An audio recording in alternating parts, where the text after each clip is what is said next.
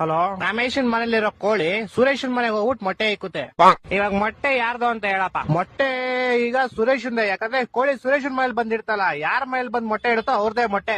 ಇಲ್ಲ ಲೇ, ಇಲ್ವಾ? ಮತ್ತಿನ್ಯಾರ್ದು ಮೊಟ್ಟೆ? ಕೋಳಿದಲ್ಲಿ. ಈಗ ಒಂದ್ ಆನೆ ಈಜಾಡ ಕೆರೆ ಒಳಗ್ ಹೋಗುತ್ತೆ, ಆಚೆ ಹೆಂಗ್ ಬರುತ್ತೆ? ಹೆಂಗ್ ಬರುತ್ತೆ? ಹೆಂಗ್ ಹೋಗಿರುತ್ತೋ ಹಂಗೆ ವಾಪಸ್ ಬರುತ್ತೆ. ಇಲ್ಲ ಲೇ, ಮತ್ತೆ ಯಾವ ಆಗ್ಬಿಟ್ಟು ಆಚೆ ಬರುತ್ತಲೇ? ಹೊಟ್ಟೆ ಎಷ್ಟು ಉರ್ಸ್ತಾವ್ರೋ ಆ ಭಗವತ್ನ ನೋಡಿದ್ರೆ. ಒಬ್ಬ ಹುಡುಗ ಪ್ರತಿ ವರ್ಷ ಅವ್ನ್ ಬರ್ತಡೆಗೆ ಉಂಡಿಗೆ ₹1 ಆಗ್ತಿದ್ನಂತೆ. 60 ವರ್ಷ ಆದ್ಮೇಲೆ ನೋಡಿದ್ರೆ ಅದ್ರಲ್ಲಿ ಬರೀ ₹12 ಐತಂತೆ. ಹೆಂಗೆ ಅಂದ್ರೆ ಅವ್ನು ಯಾರ ಚಪ್ಪಲಿ ಇರ್ತಾನೆ ಎತ್ಕೊಂಡಿರ್ತಾನೆ. ಇಲ್ಲ ಲೇ, ಮತ್ತೆ ಅವ್ನ್ ಬರ್ತಡೆ ಫೆಬ್ರವರಿ 29 ಇತ್ಲೇ. ನನ್ನ ಮಕ್ಕಳು ಒಂದೊಂದಲ್ಲ. ಓಕೆ, ಲಾಸ್ಟ್ ಅಂಡ್ ಫೈನಲ್ ಕೇಳ್ಕೊಂಬಿಡು. ಹೇಳು. ಒಬ್ಬ ಹುಡುಗಂಗೆ ಹೆವಿ ಶುಗರ್ ಇರುತ್ತೆ, ಡಾಕ್ಟರ್ ಅವ್ನ್ಗೆ ಸ್ವೀಟ್ ಬಿಟ್ಬಿಡು ಅಂತ ಹೇಳ್ತಾರೆ. ಅವನು ಲೈಫ್ ಪೂರ್ತಿ ಸ್ವೀಟ್ ಐತಿನಲ್ಲ, ಯಾಕೆ ಹೇಳು? ಇದಕ್ಕೂ ಯಾವ್ದೋ ಉಲ್ಟಾ ಸೀದಾ ಆನ್ಸರ್ ಇರುತ್ತೆ ಪಕ್ಕ. ಯಾಕಂದ್ರೆ ಅವ್ನ್ಗೆ ನಾನು ಹೇಳ್ತೀನಿ ಕೇಳು. ಯಾಕಂದ್ರೆ ಆವಾಗ್ಲೇ ಹೇಳದ್ನಲ್ಲ, ಅವ್ನಿಗೆ ಶುಗರ್ ಇರುತ್ತೆ, ಡಾಕ್ಟರ್ ಹೇಳ್ತಾರೆ ಅದಕ್ಕೆ.